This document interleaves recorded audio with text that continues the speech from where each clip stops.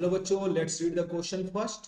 While of inductance 0.5 Henry and resistance 100 ohm is connected to a 240 volt 50 hertz AC supply, what is the maximum current in the coil and what is the time lag between the voltage maximum and the current maximum? तो बच्चों यहाँ पर अगर की concept पर हम ध्यान दें, की कॉन्सेप्ट फॉर द क्वेश्चन, आपके पास एल दिया हुआ है, आर दिया हुआ है, बी आर एम एस दिया हुआ है एंड फ्रीक्वेंसी दी हुई है।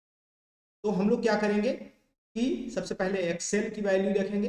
एक्सेल की वैल्यू जो हो जाती है वो क्या हो जाती है, ओमेगा एल, और इसको लिख सकता हूं 2 pi F L, and R is given 100 ohm. तो अगर हम जेड की बात करें, इम्पीडेंस इम्पीडेंस की बात करें, impedance of the circuit will be XL square plus R square, और इसको लिख सकता हूं मैं, जेड की वैल्यू हो जाएगी 2 पाई इंटू 50 इंटू एल की value 0.5 square pi F L plus 100 square, और जेड की जो वैल्यू मुझे मिल जाएगी बच्चों,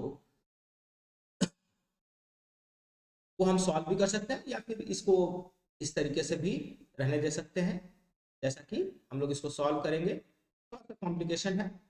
और उसके बाद देखा जाए बच्चों, हमसे पूछा क्या गया है, जेड नहीं पूछा गया, हमसे पूछा गया maximum current in the coil. अगर मैं आई मैक्सिमम की बात करूं बच्चों, ये √2 into B R M S upon XL का स्क्वायर प्लस स्क्वायर, या जेड लिख सकते हैं, है ना। तो √2 into 240 upon √2 pi into 50 into 0.5 का स्क्वायर प्लस 100।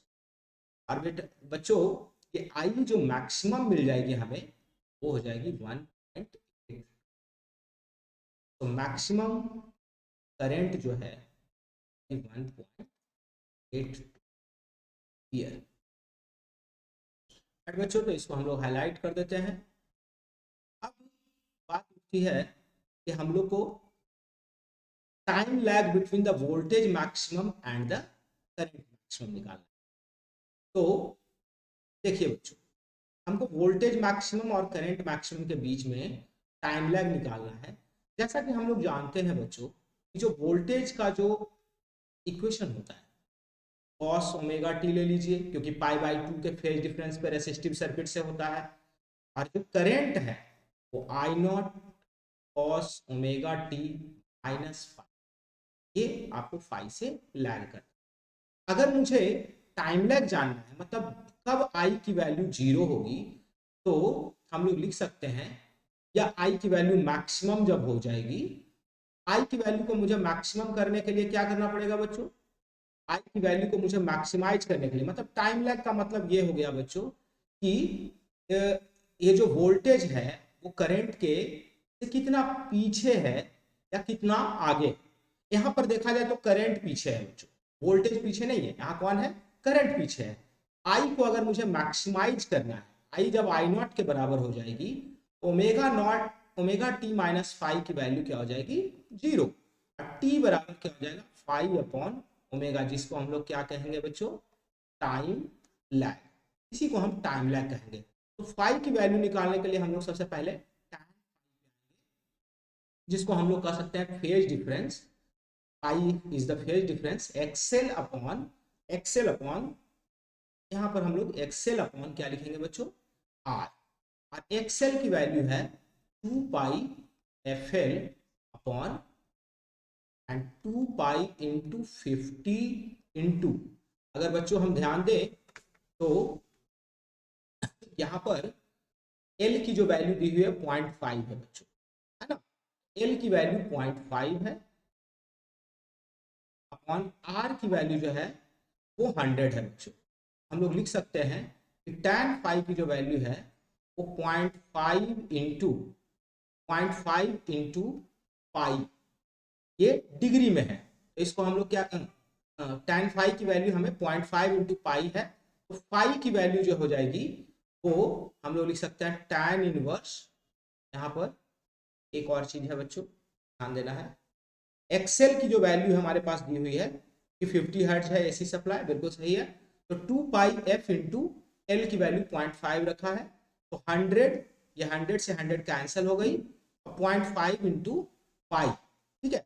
और इसको हम लोग लिख सकते हैं 5 equal to tan inverse 0.5 into पाई।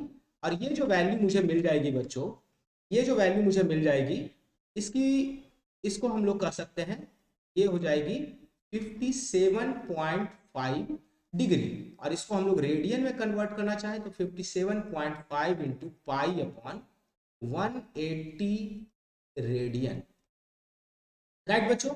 तो हम लोग लिख सकते हैं कि जो पाई की वैल्यू है, पाई की वैल्यू है वो 57.5 into pi upon 180 radian. Okay, तो हम लोग टाइम लैग जो है, टाइम लैग जो है वो निकाल सकते हैं पाई अपॉन ओमेगा, और इसको लिख सकते हैं 57.5 into pi upon 180 upon 2 pi F, F की वैल्यू 50। और ये जो टाइम लैग मिल जाएगा बच्चों, टी इक्वल टू जो हमें मिल जाएगा वो 3.2 इंटू 10 पे पावर -3 सेकेंड। और लग सकते हैं कि time lag equal to 3.2 millisecond. This is the final answer. Hopefully आप सभी को समझ में आया होगा बच्चों। Thank you, all the best.